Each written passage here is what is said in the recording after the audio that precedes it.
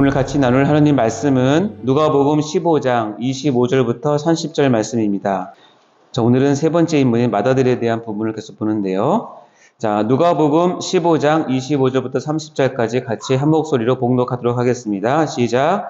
마다들은 밭에 있다가 돌아와 집에 가까이 왔을 때에 풍악과 춤추는 소리를 듣고 한 종을 불러 이 무슨 일인가 물은데 대답하되 당신의 동생이 돌아왔음에 당신의 아버지가 건강한 그를 다시 맞아들이게 됨으로 인하여 살진 송아지를 잡았나이다 하니 그가 노하여 들어가고자 아니하거늘 아버지가 나와서 권한대 아버지께 대답하여 이르되 내가 여러 해 아버지를 섬겨 명을 어김이 없거늘 내게는 염소 새끼라도 주어 나와 내 벗으로 즐기게 하신 일이 없더니 아버지의 살림을 창녀들과 함께 삼켜버린 이 아들이 돌아오매 이를 위하여 살진 송아지를 잡으셨나이다.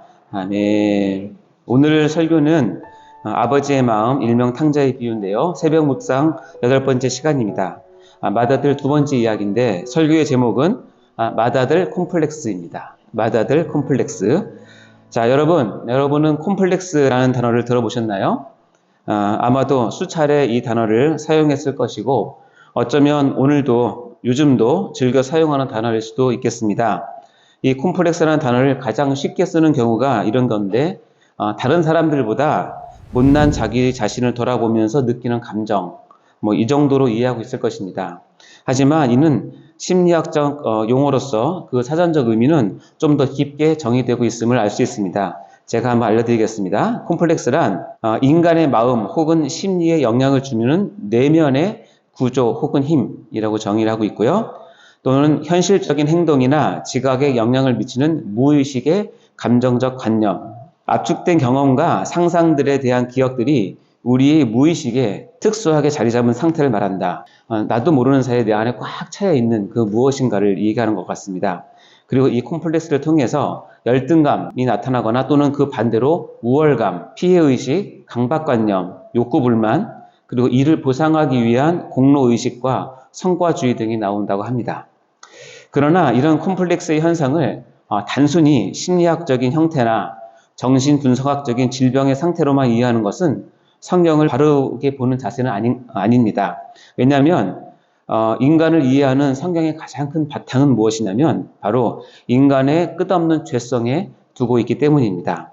따라서 오늘 이 콤플렉스를 다루면서 우리는 우리 속에 숨겨져 있는 나의 죄된 본성까지 접근해 가서 이를 붙잡고 하나님 앞에 회개의 모습으로 나와야 하는 것입니다. 오늘 우리는 본문을 통하여 심한 콤플렉스에 사로잡힌 한 인물을 만나볼 수 있습니다. 바로 탕자의 형이자 한 아버지의 장남인 마다들이 바로 그 사람입니다. 우리 누가복음 15장 28절 한번 읽어볼까요? 시작. 그가 노하여 들어가고자 하지 아니하거늘 아버지가 나와서 권한대. 그가 노하여 잔치 자리에 들어가지 않았다고 기록을 하고 있습니다. 도대체 이 마다들이 어떤 콤플렉스에 이렇게 눌려 있었길래 자신의 아버지가 그리도 기다려왔던 친동생이 무사귀환하여 버린 그 놀라운 흥겨운 그 잔치 자리를 거절하면서 집 안으로 들어가지도 못하고 이렇게 크게 노를 바라고 있는 것일까요? 여러분 그 이유가 궁금하지 않으신가요? 이 궁금증을 해결하기 위해서 다음 세 가지 소제목을 가지고 오늘 설교를 하도록 하겠습니다. 첫 번째, 감사와 용서가 없을 때 이렇게 된다는 것입니다. 두 번째, 열심히 나를 삼킬 때, 열심히가 아니라 열심이라고 하는 것이 나를 삼킬 때. 세 번째, 아버지의 마음에 대한 오해 또는 무지가 있을 때 이렇게 된다는 것입니다. 이 세 가지를 가지고 같이 나누도록 하겠습니다. 오늘 이 마다들의 콤플렉스의 증상과 그 원인을 살펴보면서 하나님이 주신 말씀으로 자신을 돌아보는 큰 은혜를 입으시기를 주님의 이름으로 축원합니다. 첫 번째입니다. 감사와 용서가 없을 때. 우리가 성경을 대할 때 크게 오해하거나 착각하고 있는 부분이 있습니다. 그 중에 하나가 바로 감사와 용서에 대한 성경의 가르침입니다. 대부분은 감사하라는 것과 용서하라는 것을 우리는 그저 권유형이나 선택형으로 받아들이고 있다는 것입니다. 즉 감사하는 것과 용서하는 것은 내가 봐서 그럴만하면 감사하고 내 마음에 내키면 용서하는 것으로 생각을 하고 있다는 것입니다. 그러니까 내 기준에 맞지 않으면 감사나 용서는 할 수 없는 것으로 아예 단정을 지어버리기도 합니다. 그러나 여러분, 성경을 자세히 보면 참 특이한 것이 하나 발견되는데, 성경에서는 감사와 용서하는 것을 모두 명령형으로 기록하고 있다는 것입니다. 쉽게 말하면 하나님께서 우리에게 직접적으로 감사하라 라고 명령하고 있고 용서하라 라고 명령하고 있다는 것입니다.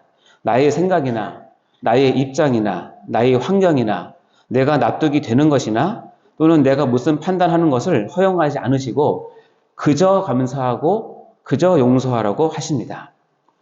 데살로니가전서 5장 18절에 이런 말씀이 있습니다. 아주 여러분 잘 아시는 말씀인데요. 범사에 감사하라. 이것이 그리스도 예수 안에서 너희를 향하신 하나님의 뜻이니라. 라고 감사는 범사에 항상 할 것을 명령하고 계십니다. 누가복음 17장 3절과 4절에는 이런 말씀이 있습니다. 너희는 스스로 조심하라. 만일 내 형제가 죄를 범하거든 경고하고 회개하거든 용서하라. 만일 하루에 7번이라도 네게 죄를 짓고 7번 네게 돌아와 내가 회개하노라 하거든 너는 용서하라 하시더라. 아멘. 오죽했으면 감사는 항상 하라고 얘기하고 용서는 또 마태복음 다른 성경에 의하면 7번씩 70번이라도 용서하라고 했을까요? 왜 그럴까요? 왜일까요? 왜 감사를 명령하시고 용서를 명령하실까요? 정확히 말하면 하나님께서 그렇게 명령하시는 의도가 무엇일까를 우리가 반드시 알아야 하는 것입니다. 그것은 바로 나를 살리기 위함이라는 것입니다. 우리는 강제라도 감사하지 않고 용서하지 않으면 상대방을 죽이는 것이 아니라 나 자신 스스로가 죽어가는 그런 연약한 존재라는 것입니다. 이를 믿으시기 바랍니다. 따라서 하나님께서는 1차적으로 나를 사랑하사 나를 살리시려고 감사와 용서를 명령하신 것입니다. 본문을 같이 보도록 하겠습니다. 누가복음 15장 29절과 30절 두 절 말씀인데 같이 읽겠습니다. 시작. 아버지께서 대답하여 이르되 내가 여러 해 아버지를 섬겨 명을 어김이 없거늘 내게는 염소 새끼라도 주어 나와 내 벗으로 즐기게 하신 일이 없더니 아버지의 살림을 창녀들과 함께 삼켜버린 이 아들이 돌아오매 이를 위하여 살진 송아지를 잡으셨나이다. 자, 이 본문은 마다들의 콤플렉스를 매우 강하게 드러내고 있는 말씀입니다. 그런데 한 구절 한 구절을 꼼꼼히 뜯어보면 마다들의 논리는 상당히 설득력이 있어 보입니다. 그리고 틀린 말은 하나도 없습니다. 전부 다 사실, 즉 팩트일 수도 있습니다. 얼마 전 담임 목사님께서 해주신 말씀이 떠오르기도 합니다. 남편이 부인에게서 가장 힘들어하는 순간이 무엇이냐면 부인이 다 맞는 말을 아주 기분 나쁘게 얘기할 때 남편이 가장 힘들다고 하셨습니다. 얼마나 은혜를 받았는지요. 이것과 비슷할 것입니다. 그러나 여기에서 우리는 맏아들이 아버지에 대한 존경과 자기 동생에 대한 사랑이 없음을 아주 쉽게 발견할 수 있습니다. 즉 아버지에 대한 감사와 동생에 대한 용서가 전혀 발견되지 않는다는 것입니다. 실은 좀 더 깊이 따져보면 맏아들 자신이 그렇게 하루 종일 일할 수 있는 여건과 환경을 마련해 준 것도 아버지이고 그렇게 일구어낸 모든 생산물은 바로 자신이 상속을 받을 것이기 때문에 자신의 것이라고 해도 과언이 아닐 것입니다. 그러니 마땅히 맏아들은 아버지께 감사하고 또 감사했어야 합니다. 그러나 맏아들은 애석하게도 아버지에 대하여 전혀 감사하지 않고 있었음을 알 수 있습니다. 또한 동생에 대한 사랑과 형제애가 정말 조금이라도 있었다면 동생이 건강하게 돌아온 것만으로도 감사하고 비록 동생이 어리석어서 상당한 재산을 창녀들과 함께 삼켜버렸을지라도 용서할 수 있었을 것입니다. 그래서 바로 그 살진 송아지를 탕자인 동생을 위해 잡았다 할지라도 용서하는 마음에서 우러나오는 너그러운 마음을 품고 같이 기뻐할 수 있었을 것입니다.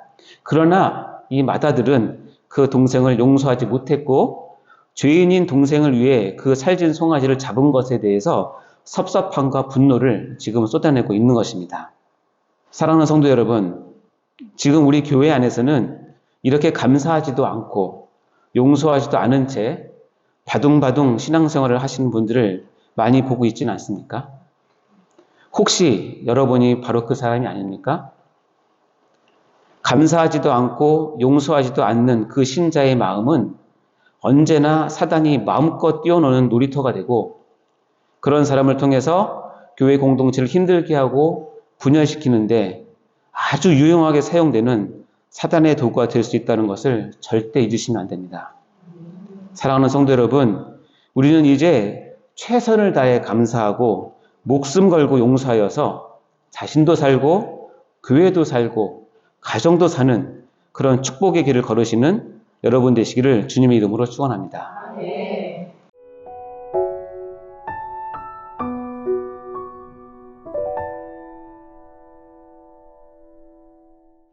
두 번째입니다. 열심히 나를 삼킬 때. 이렇게 마다들은 마땅히 해야 할 감사와 용서를 잃어버린 채 심한 콤플렉스에 빠져서 자신을 지옥의 나락으로 떨어뜨리고 있습니다. 그런데 그런 자신을 위로해주고 보상해주는 한 가지를 꼭 붙들고 있는 밧줄과 같은 것이 있으니 그것이 무엇일까요? 한번 본문에서 바로 확인해 보겠습니다. 누가복음 15장 29절입니다. 같이 읽어볼까요? 시작. 아버지께 대답하여 이르되 내가 여러 해 아버지를 섬겨 명을 어김이 없거늘 내게는 염소 새끼라도 주어 나와 내 벗으로 즐기게 하신 일이 없더니. 참 이것은 정말 아이러니하게도 아버지를 섬겨 명을 어김이 없이 열심히 집안일을 해왔다는 것이 바로 마다들이 붙잡고 있는 밧줄과 같은 것입니다. 이것이 마다들에게는 자신의 존재감을 확인하고 동생과 비교해서 월등하게 우월한 자기 자신을 의라고 여기고 그리고 성과라고 생각하게 된 것입니다. 이 과정을 통해서 얻게 되는 모든 성과와 열매는 자신이 얼마나 아버지의 명을 따라 열심히 일해왔는지를 증명해주는 움직일 수 없는 증거라고 여기게 된 것입니다. 그러니 아버지께 감사하지도 않고 동생을 용서하지도 않으면서 나타나는 그 영적 공백 반드시 느낄 텐데 그 영적 공백을 자신에게 주어진 것을 최선을 다해서 이루어내어 성과를 내므로써 보상을 받으려고 하는 것입니다. 마치 든든히 붙잡고 있는 밧줄처럼 이것을 통해 스스로 위안을 삼고 있는 것입니다. 그런데 이거 아십니까?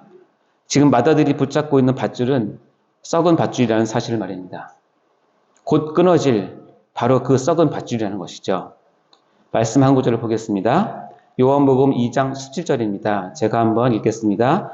제자들이 성경 말씀에 주의 전을 사모하는 열심이 나를 삼키리라 한 것을 기억하더라.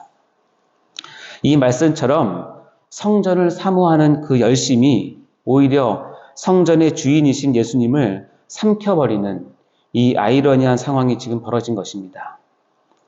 이러한 일들은 지금 우리 주변에도 흔히 벌어지고 있는 것입니다. 하나님에 대한 진정한 신앙의 자세는 없어지고 그 자리에 자신의 열심으로 그 자리를 메꿔보려고 하는 시도들은 교회의 역사 속에서 아주 쉽게 찾아볼 수 있습니다. 결코 우리의 종교적인 열심은 하나님께서 받으실 영광에 도저히 이룰 수 없는 것임을 반드시 기억하시기 바랍니다.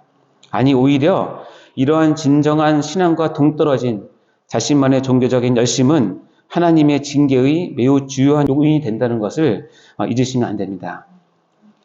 마태복음 7장 21절부터 23절 말씀을 제가 읽도록 하겠습니다. 여러분 다 아시는 말씀인데 이것을 생각하면서 들어보시기 바랍니다.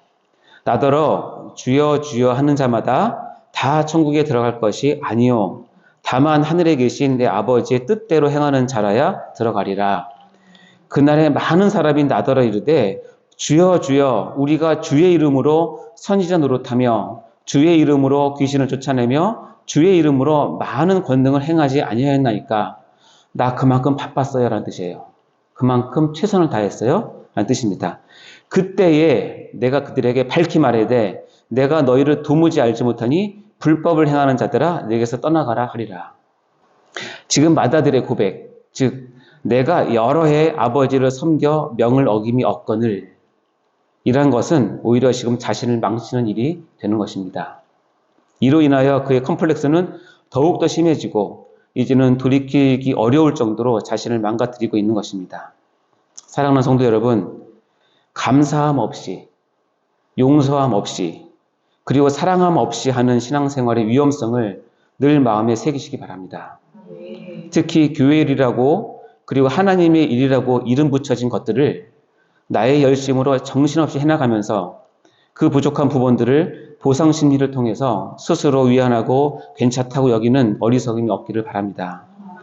스스로를 속이는 자신만의 열심에서 속히 벗어나 참 신앙의 길을 하나님의 열심을 가지고 품는 성도님들 다 되시기를 주의 이름으로 간절히 축원합니다. 세 번째입니다. 아버지의 마음에 대한 오해 또는 무지가 있을 때입니다. 이제 이 세 번째 이유에 대해서 이야기하려고 합니다. 어쩌면 이 세 번째 이유, 즉 맏아들이 아버지 마음에 대한 오해 또는 무지가 그의 콤플렉스를 일으키는 가장 중요하고 가장 근본적인 이유가 될 것입니다. 따라서 본문에서 이 부분을 이해하지 못하면 이 탕자의 비유, 즉 아버지 마음의 비유를 이해하는데 상당히 어려움이 있을 것입니다. 그만큼 아버지의 마음을 우리가 모르거나 오해하면 우리는 언제든지 본 비유에서의 맏아들과 같은 사람이 될 수 있다는 것입니다. 그런데 아쉽게도 이 부분에 대해서 다루기는 시간이 다 된 것 같습니다. 그래서 이 아버지 마음에 대한 부분은 다음 주 이 시간에 다루도록 하겠습니다. 이제 설교를 마무리하려 합니다. 자, 우리는 오늘 본문을 통해서 맏아들의 콤플렉스를 지켜보며 왜 그가 이렇게 될 수밖에 없었는지 교훈을 받았습니다. 먼저 맏아들은 아버지에 대한 존경과 동생에 대한 사랑이 부재하였고, 이는 아버지에 대한 감사도 없고 동생에 대한 용서도 없는 행동으로 나타나게 된 것입니다. 어느 누구도 마찬가지입니다. 하나님께서 늘 말씀 속에서 명령하신 감사와 용서를 하지 않는다면 우리는 언제든지 이러한 맏아들의 모습을 드러내며 살 수밖에 없는 나약한 존재라는 것입니다. 그리고 그 모자란 부분들을 자신의 열심으로 채워보려는 어리석음을 우리는 경계해야 하는 것입니다. 우리가 종교적인 열심으로 얻을 수 있는 것은 하나님의 책망뿐이요 끝내는 자신을 망치는 척경임을 반드시 기억하시기 바랍니다.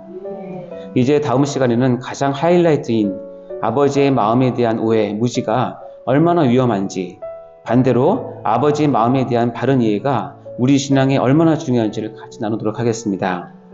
다음 시간 말씀을 위해서 기도해 주시는 여러분이 되시기를 간절히 기원합니다. 기도하고 마치겠습니다. 하나님 아버지, 감사합니다. 오늘 맏아들의 모습을 통하여 우리 안에 감춰졌던 콤플렉스의 원인인 인간의 죄성을 깊이 깨닫게 하시니 진심으로 감사드립니다. 주님, 우리가 이를 극복하기 위해서 더욱 감사하게 하옵소서. 끝까지 용서를 베풀게 하여 주옵소서. 감사와 용서가 하나님 아버지의 명령이심을 깊이 깨닫게 하시고 앞으로는 감사와 용서가 나의 신앙 인격이 되도록 도와주시옵소서. 그리고 밑도 끝도 없는 자신만의 열심이 자신과 주님을 삼키는 일이 없도록 늘 깨어 자신을 속이지 않도록 도와주시옵소서. 감사드리며 하나님 아버지의 마음을 가장 잘 알고 계시는 예수 그리스도 이름으로 간절히 기도하옵나이다.